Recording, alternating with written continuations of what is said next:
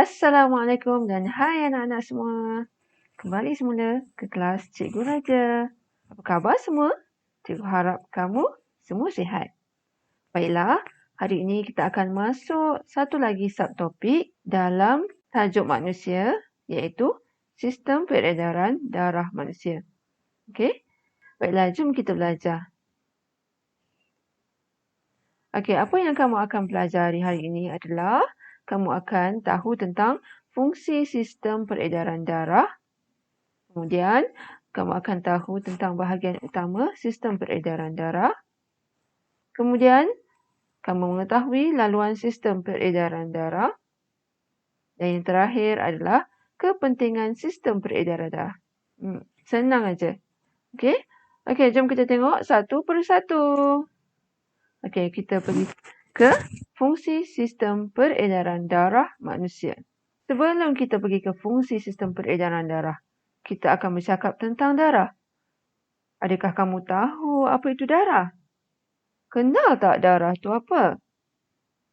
Ya, darah tu yang biasa kalau kamu terluka yang keluar cecair warna merah dari diri kamu tu, itu adalah darah. Tetapi yang kamu lihat kat depan kamu sekarang ini adalah gambaran darah yang telah dibesarkan. Okey?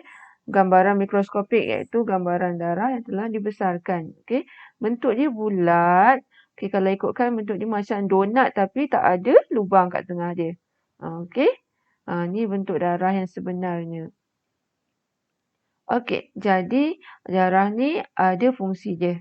Jom kita tengok. Ya, inilah fungsi darah iaitu untuk mengangkut oksigen, nutrien, air dan bahan buangan. Okey, mana dapat oksigen ni? Ya, kita dapat oksigen semasa pernafasan. Nanti kita akan pergi satu persatu. Okey, nutrien kita dapat daripada makanan. Bila kita makan, okey, makanan kita akan dihadamkan, kemudian zat-zat mineral daripada makanan tersebut akan diserap ke dalam darah. Okey, di usus. Ingat lagi tak sistem penghadaman kamu? Pencernaan, penghadaman. Sama je. Okey, sistem pencernaan kamu. Jadi, nutrien itu dapat daripada makanan yang telah dicernakan. Okey, di samping nutrien ataupun di samping zat-zat yang diserap, air juga diserap dalam usus kita. Dan bahan buangan. Bahan buangan ni mana dapatnya? Bahan buangan ni awak dah belajar semasa sistem perkumuhan. Okey, semasa sistem perkumuhan kita ada bahan buangan. Ingat lagi tak? Kita ada karbon dioksida, uap air, kita ada urin dan juga peluh. Okey, itu semua bahan buangan. Okey, baiklah. Seterusnya, kita akan tengok apakah bahagian utama sistem peredaran darah. Okey. Ya, kita boleh nampak kat sini. Yang pertama sekali adalah jantung. Jantung awak kat mana? Di dada. Okey, jantung kita basically jantung kita bersaiz satu genggaman kita. Letakkan letakkan pada dada awak di sebelah kiri sikit. Sikit je. Okey, dia bukan kat tengah-tengah, di sebelah kiri sikit. Itulah terletaknya jantung kita. Okey, jantung kita ni mempunyai otot.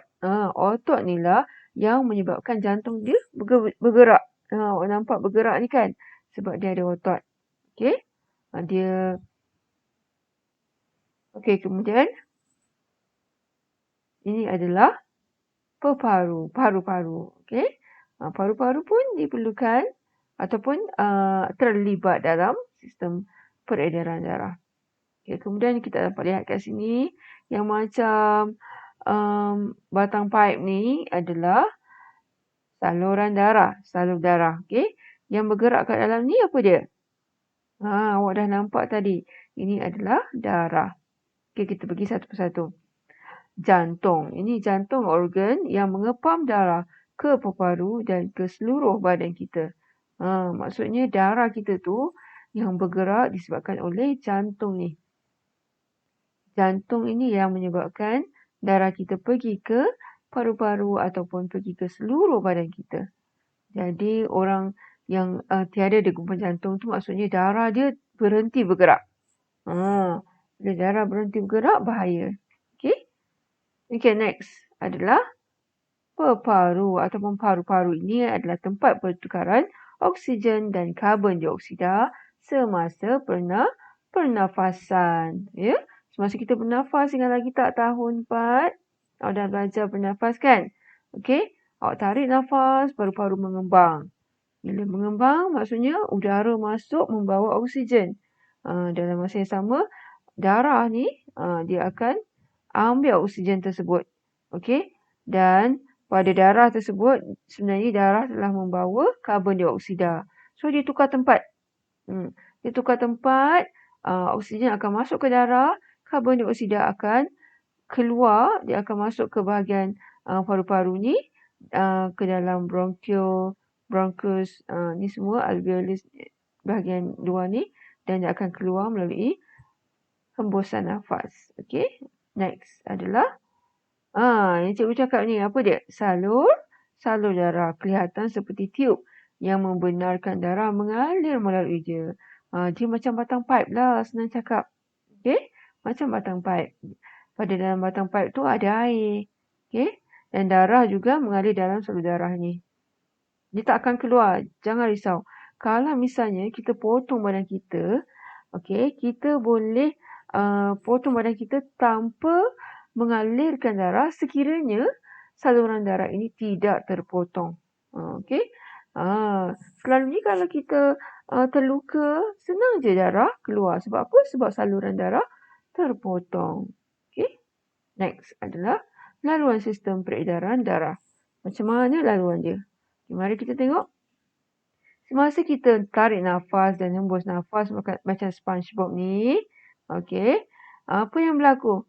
Okey, masa kita tarik nafas, okey, macam cikgu cerita tadi, udara akan masuk ke dalam paru-paru membawa oksigen. Jadi, oksigen tersebut akan ditangkap oleh darah. Dia akan kamcing dengan darah tu. Dan dalam masa yang sama, karbon dioksida akan masuk ke dalam paru-paru untuk dibuang. Okey, kemudian darah yang beroksigen dia akan mengalir dan masuk ke dalam jantung. Okey, awak boleh nampak yang warna merah ini adalah saluran darah yang ada oksigen, yang banyak oksigen. Okey, so bila darah dah dapat oksigen, dia akan pergi ke jantung. Okey, di kawasan sebelah kiri ni, sebelah kiri Okey. Sebelah kiri, awak rasa nampak macam kanan kan? Tetapi ini adalah sebelah kiri kita. Okey, so apabila jantung ni dah terima darah daripada paru-paru, dia akan mengepam. Bila mengepam, dia akan tolak darah tu keluar daripada jantung dan menuju ke seluruh badan. Seluruh badan tu ke mana? Ke semua tempat. Ke organ dalaman kita, pada kulit kita, kaki, tangan, otak, semua tempat dalam badan kita. Itulah maksudnya seluruh badan. Okey.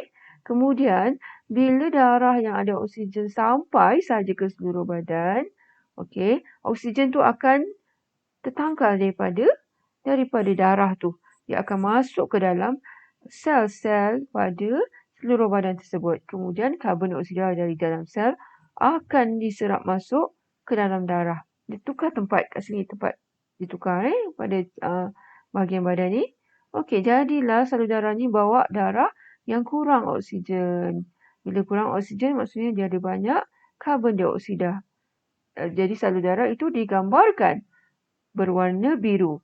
Jadi berwarna biru ini adalah kurang oksigen ataupun banyak karbon dioksida. So, bila banyak karbon dioksida, dia tak boleh lama-lama dalam badan. Nanti jadi sakit. Jadi badan kita kena keluarkan cepat-cepat. Karbon dioksida ni boleh jadi toksik kalau lama-lama. Okey, so dikeluarkan, dia kena bawa ke jantung. Sebab apa? Sebab jantung kena pumpkan darah tersebut ke dalam paru-paru. So dia akan masuk ke paru-paru dan macam biasa pertukaran karbon dioksida dan oksigen berlaku di sini. Dan ia berterusan sehinggalah dia akan berterusan selagi mana awak hidup. Okey, faham? Apakah kepentingan sistem peredaran darah manusia? Kenapa mesti ada sistem peredaran darah ini? Untuk apa? Cikgu pasti kamu tentu dapat idea. Apakah kepentingan dia? Okey, kalau badan kita tak ada darah, apa yang berlaku? Dah tentulah kita tak dapat nak mengangkut oksigen dan karbon dioksida. Jadi darah ini sebenarnya untuk mengangkut oksigen dari paru-paru ke seluruh badan ataupun mengangkut nutrien, mengangkut air dan mengangkut bahan buangan. Okey? Dan ia juga mengangkut karbon dioksida dari seluruh badan ke paru-paru. Okey? Ini adalah kepentingan dia. Mesti ada darah supaya kita dapat lakukan garis ni. Okey? Itu sahaja. Senang kan? Okey? Okey. Cikgu harap kelas cikgu ini dapat membantu kamu lebih faham tentang tajuk sistem peredaran darah manusia. Okey, itu sahaja. Jumpa lagi. Bye-bye.